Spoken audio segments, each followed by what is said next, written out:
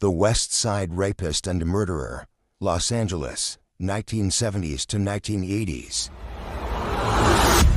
Los Angeles, a city of glitz, sunshine, and cinematic dreams, holds darker corners untouched by spotlights. From the late 1970s through the 1980s, a predator stalked these shadows, targeting one of the most vulnerable groups in society, elderly women. The press would later dub him the Westside Rapist, but his crimes extended beyond rape. Many of his victims died, some by strangulation, others smothered or beaten. He slipped in and out of homes across LA, attacking with brutal efficiency, leaving behind a chilling message. No one, not even the most defenseless, was safe. Despite dozens of assaults and at least 10 suspected murders, the identity of the Westside Rapist remains officially unresolved. Was he a single killer, or part of a broader pattern of overlooked violence against society's most invisible women? A pattern hidden in plain sight. The first wave of attacks attributed to the Westside Rapist began in 1975. His victims were overwhelmingly elderly, some in their 70s and 80s, living alone in modest homes or apartments on LA's West Side. The assailant, often described as a black male, medium build, and quiet in demeanor, would break in during the night, sometimes surprising victims in their beds. The crimes followed a grim pattern.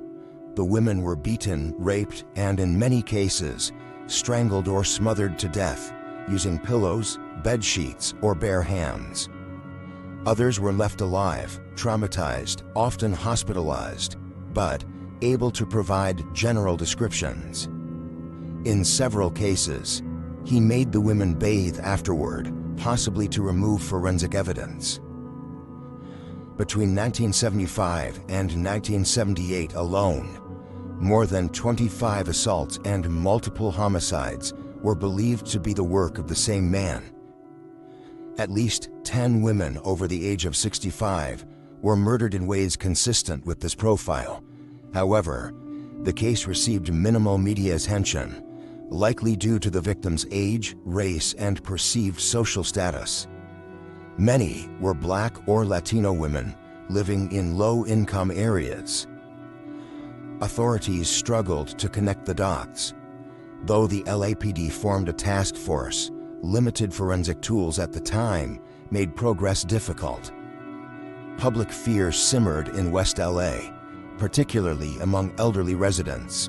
But broader panic never erupted, perhaps because these weren't the victims typically spotlighted on the evening news.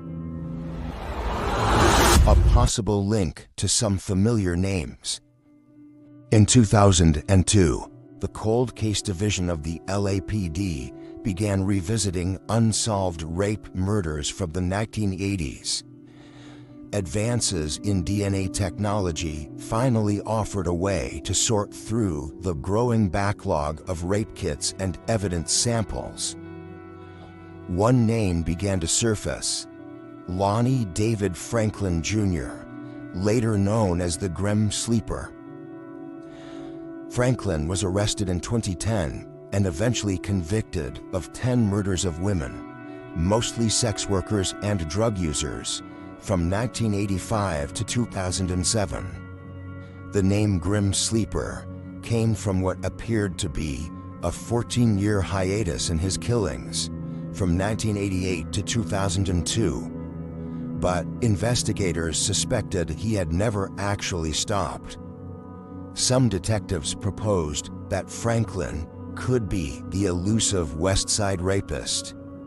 He lived and worked in the general area during the time of the original assaults. He had a known hatred of women and a history of voyeurism, and had previously been arrested for violent sexual crimes before the main series of murders began. But the evidence connecting him to the Westside Rapist specifically was circumstantial, Some of the DNA collected from earlier victims degraded over time or had never been preserved properly. Moreover, the physical description offered by survivors didn't always match Franklin, who was never conclusively tied to the full string of rapes and elderly murders. Then, in March 2009, a DNA match in California's CODIS database led investigators to identify John Floyd Thomas Jr. as the perpetrator in multiple murders of elderly women in Los Angeles, including the killings of Ethel Sokoloff and Elizabeth McKeon. Thomas, who had a long criminal history dating back to the 1950s, involving burglaries and sexual assaults, had largely avoided law enforcement attention in the years leading up to his arrest. Notably, the timeline of his prior incarceration and release appeared to align with shifts in similar crime patterns across Southern California. Arrested on March 31, 2009, Thomas was ultimately charged with 7 murders, though investigators believed he may have been responsible for many more. A key break in the case came when he provided a DNA sample in 2008 as part of a statewide database initiative. In 2011, he pleaded guilty to 7 counts of murder in exchange for avoiding the death penalty and was sentenced to life in prison without the possibility of parole. In short, while Franklin and Thomas may each have been responsible for some of the attacks, the full extent of the Westside Rapists' crimes remains unaccounted for. A case mired in neglect. Critics of the LAPD argue that systemic neglect played a role in the lack of urgency around the case. Many of the victims were older Black and Latino women, demographics historically overlooked by both the media and police institutions. Few press conferences were held. Victims' families were often met with silence or vague reassurances. The crimes were also scattered across jurisdictions. Without a centralized task force or shared data, linking the assaults and murders was sluggish. By the late 1980s, the frequency of the attacks dropped off. Whether the rapist died, was incarcerated, or simply moved on remains unknown. Public memory faded. Case files gathered dust. Forgotten victims. Unlike serial killers who receive nicknames and public fascination, the Westside Rapist victims never became household names. Few photographs were published. Some survivors were too traumatized to speak publicly, while others passed away in the years following their assaults.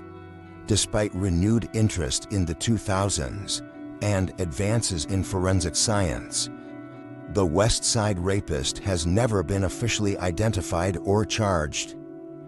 While Franklin and Thomas remain compelling suspects, the sheer number and variety of attacks suggest either an earlier phase of crimes or the work of a different predator entirely. The LAPD still lists the Westside Rapist cases as open and urges anyone with information to come forward. Meanwhile, justice for the victims and acknowledgement of their suffering remains elusive. They were women in the twilight of their lives, taken not by time, but by violence. Their attacker slipped through the cracks, both literal and systemic. And, in many ways, he still does.